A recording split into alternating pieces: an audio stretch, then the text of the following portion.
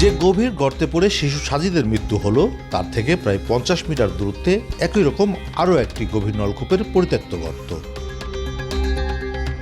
জমির মালিক কসিরউদ্দিন নিজেই গত বছর জমি ও পুকুরে সেচ দিতে এসব জায়গায় গভীর নলকূপ বসানোর চেষ্টা চালান, কিন্তু 150 ফুটের বেশি পাইপ বসানোর পরেও পানির অস্তিত্ব না মেলায় সেগুলো পরিত্যক্ত করা হয়। এটা যখন করা হয়েছে তখনই মাটি চাপা দেওয়া হয়েছিল, কিন্তু আসলে সরু গর্ত হওয়ার কারণে পুরোপুরি ভরাট হয়নি, আর এই বিগত বৃষ্টির জন্য আবার জায়গাটা জেগে গেছে। তানোরের কোয়েলহাট গ্রামেই শুধু নয়, পরিত্যক্ত এমন নলকূপের গর্তের ফাঁদ আছে পুরো বরেন্দ্র অঞ্চল জুড়ে। ভূগর্ভস্থ পানির স্তর নেমে যাওয়ায় একটি গভীর নলকূপ বসাতে একাধিকবার চেষ্টা চালাতে হয়। বেশিরভাগ ক্ষেত্রেই পরিত্যক্ত সেই পাইপ ও গর্তগুলো আর ভরাট করা হয় না। অভিযোগ আছে অনুমতি ছাড়াই দেদার বসানো হচ্ছে এসব নলকূপ, ফলে কতগুলো নলকূপ পরিত্যক্ত হচ্ছে তার হিসাব রাখে না কেউ। বোরিং করার সময় যে বালুর স্তরটা পাওয়া যায় না, পানির স্তরটা পাওয়া যায় না, তখন মনে করেন যখন এটা সরাই আর অন্য জায়গায় চেষ্টা করে দেখতে হয়। আমার বোরিংয়ে আপনার পানি উঠছে না, সেক্ষেত্রে আমাকে আবারও বোরিং করা লাগবে, সেজন্য আপনার ওই নিচে যে আমি বোরিং করবো। শিশু সাজিদের দুঃখজনক মৃত্যুর পর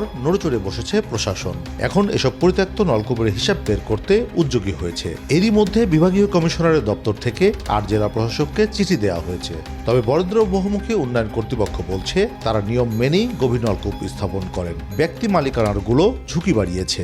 গত পরশুদিনে যেদিন ঘটনাটা ঘটেছে, বিএমডিএকে আমি নির্দেশনা দিয়েছি যে এরকম আরও কোনো অবৈধ কোনো গর্ত বা এরকম আরও কিছু আছে কিনা সেগুলো আইডেন্টিফাই করতে, এবং করা হলে সেগুলো কারা করেছে তাদের বিরুদ্ধে আমরা অবশ্যই ব্যবস্থা নিব, এবং সেইগুলো যেন বন্ধ করে পরবর্তীতে যেন আর কোনো দুর্ঘটনা না ঘটে সেটার জন্য আমরা কাজ করব।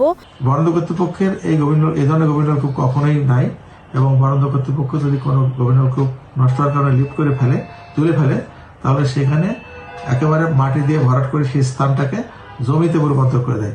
সম্প্রতি এক সরকারি পরিপত্র অনুযায়ী বিস্তৃত বরেন্দ্র অঞ্চলে নতুন গভীর নলকূপ স্থাপনে নিষেধাজ্ঞা দেওয়া হয়েছে।